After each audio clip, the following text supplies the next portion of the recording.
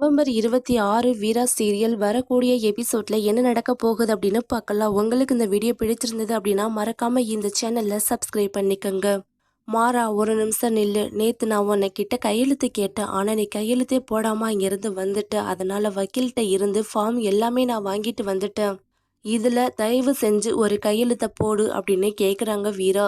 என் பொண்டாட்டி எது கேட்டாலும் நான் இல்லைன்னு சொல்ல மாட்டேன். கையெழுத்து தானே நான் போடுறேன். ஆனா எனக்கு ஒரு சில ஆசையெல்லாம் இருக்குது. அது எல்லாத்தையுமே நீ நிறைவேத்தி கொடுத்தன்னா, நீ எந்த இடத்துல கையெழுத்து போட சொல்றியோ அது எல்லா இடத்துலயுமே நான் கையெழுத்து போட்டு தர்றேன் அப்படின்னு மாறன்னு சொல்றாங்க. ஈவினிங் 6 மணிக்கு மேல பீச்சில் கையை கோர்த்துக்கிட்டு நீனும் நானும் சுத்தி வரணும். படத்துக்கு போகணும், டின்னருக்கு போகணும் அப்படின்னு சொல்லிட்டு இருக்கிறாங்க. உன்னோட இந்த மாதிரி அல்பத்தனமான ஆசை எல்லாம் நிறைவேற்றி வைக்கணும்னு எனக்கு தலையெழுத்து இல்லை அப்படின்னு சொல்றாங்க. அப்ப என்னால கையெழுத்து போட முடியாது. சரி, எனக்கு வேலையாகணும். நான் எங்க கூப்பிட்டாலும் உன் பின்னாடி வர்றேன். நீ என்ன செய்ய சொன்னாலும் நான் செய்யறேன் அப்படின்னு ஒத்துக்கிறாங்க. ராகவா கண்மணிய கடைக்கு கூப்பிடுறாங்க. இல்லைங்க, என்னால் வர முடியாது. எனக்கு ரொம்ப அசிங்கமாக இருக்குது. இந்த வீட்டில் நான் ஒரு வேலைக்கார மாதிரி இருந்துக்கிறேன். பாத்திரம் விளக்குறேன், உங்களுக்கு சமைச்சு போடுறேன், வீடு எல்லாத்தையுமே துடைக்கிறேன், க்ளீன் பண்ணுறேன், எல்லா வேலையுமே நான் பார்த்துக்கிறேன். ஆனால் தயவு செஞ்சு என்னைய கடைக்கு கூட்டிகிட்டு போகாதீங்க. நான் என்ன அந்த கடையோட முதலாளியா என்ன? எனக்கு ரொம்ப அசிங்கமாக இருக்குது அப்படின்னு அதையும் இதையும் சொல்லி ராகவாவுடைய மனசையே முழுசாக மாற்றிடுறாங்க. ராகவாவும் ஒரு வழியாக கண்மணியை கன்வின்ஸ் பண்ணி கடைக்கு கூட்டிகிட்டு போகிறாங்க. போன உடனே அங்கே இருக்கிற வேலை பார்க்குற எல்லா ஸ்டாஃபுக்கிட்டையுமே ரொம்ப ரஃப்பாக நடந்துக்கிறாங்க ராகவா. இனிமேல் எங்கள் அப்பாவுக்கு என்ன மரியாதை கொடுக்குறீங்களோ அதே மரியாதை என் பொண்ணோட ஒய்ஃபு கண்மணிக்கு கொடுத்தாகணும்.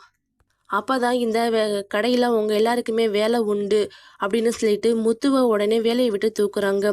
முத்து, பக்கத்து கடையில் நான் உனக்கு சம்பளம் அதிகமாகவே பேசியிருக்கிறேன், அதனால் நீ அந்த கடைக்கு வேலைக்கு போயிரு அப்படின்னு சொல்கிறாங்க. சார், நான் நேற்றே அந்த பிரச்சனையெல்லாம் முடிஞ்சிருச்சுல, தயவு செஞ்சு என்னைய மன்னிச்சிருங்க, இனிமேல் எந்த பிரச்சனையும் வராமல் நான் பார்த்துக்கிறேன் அப்படின்னு எவ்வளவோ சொல்கிறாங்க. ஆனால் ராகவா கேட்குற மாதிரி இல்லை. இல்லை, நீங்களும் என்னோட ஒய்ஃபும் ஒரே கடையில் வேலை பார்த்தீங்கன்னா ஒருத்தருக்கு ஒருத்தர் மனசு ரொம்ப கஷ்டப்படும். அதனால தான் சொல்கிறேன், மரியாதையாக சொல்கிறேன், நீங்கள் இந்த வேலையை விட்டு போயிருங்க அப்படின்னு சொல்லிடுறாங்க. அப்புறம் முத்துவும் வேற வழி இல்லாமல் அங்கேருந்து போயிடுறாங்க. கண்மணி ரொம்ப கேத்தா அந்த கடையில் உக்காந்துருக்குறாங்க. மாறன், வீரா இவங்க 2 பேருமே வர்றாங்க. முத்தண்ணா, ஒரு நிமிஷம் நில்லுங்க. இப்போ எங்கே போகிறீங்க? சும்மா ஒரு வேலையாக வெளியே போகிறேன் தம்பி. இல்லையே, உங்கள் பேச்சு சரியில்லை, உங்கள் முகமும் சரியில்லை, உள்ளே வாங்க அப்படின்னு கூட்டிகிட்டு போகிறாங்க. என்னடா ராகவா நடந்துச்சு அப்படின்னு கேட்குறாங்க.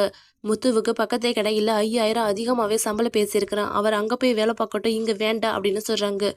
என்னடா நீ இந்த மாதிரியெல்லாம் பேசுகிற ஆளே கிடையாது, எதுக்காக நீ இந்த மாதிரியெல்லாம் நடந்துக்கிற அப்படின்னு எவ்வளவோ மாறன் சொல்கிறாங்க. எனக்கு இந்த கடையில் எந்த உரிமையும் இல்லைன்னா நான் இந்த கடைக்கு வரப்போகிறது கிடையாது. எனக்கு எவ்வளோ மரியாதை கிடைக்குதோ அதே மரியாதை என்னோட ஒய்ஃபுக்கு கிடைக்கணும்னு நான் நினைக்கிறேன். எல்லா இடத்துலையுமே நீ பேசுகிறத கேட்டுக்கிட்டே இருக்க முடியாது. எனக்கு கல்யாணம் ஆயிடுச்சு, நானும் இப்போ ஒரு குடும்பஸ்தனா ஆயிட்டேன். எனக்கு மான மரியாதை எல்லாமே இருக்குது மாறா. தயவு செஞ்சு இதில் நீ தலையிடாத அப்படின்னு ரொம்ப ரஃபாக பேசிட்டு அங்கேருந்து போயிடுறாங்க. மாறனும் எதையுமே சொல்லாமல் முத்துவை கூட்டிகிட்டு வெளியே போயிடுறாங்க. அப்போ தான் ராமச்சந்திரன் வர்றாங்க.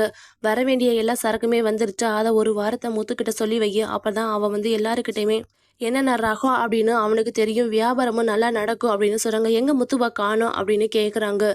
ராகவா எதுவுமே சொல்லாமல் தயங்கிக்கிட்டு இருக்கிறாங்க. அப்போ தான் வீரா எந்திரிச்சிட்டு முத்துவை வேலையை விட்டு வெளியே போக வச்சுட்டாங்க அப்படின்னு சொல்லிட்டு இருக்கிறாங்க.